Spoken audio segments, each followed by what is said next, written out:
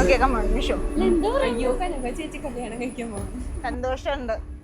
അവൾ ആഗ്രഹിച്ച പോലെ ഒരാള് സ്വപ്നമായിരുന്നു അവൾക്ക്. കല്യാണം കഴിക്കില്ലെന്ന് പറഞ്ഞ ആള് ഇന്ന് കല്യാണം കഴിക്കുന്നു. അതൊരു വേറെ കാര്യം.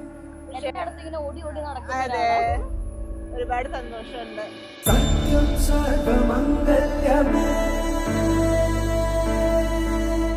ശിവകാമി പ്രാണ സൗന്ദര്യമേ സത്യം സർവമംഗല്യമേ ശിവകാമി സൗന്ദര്യ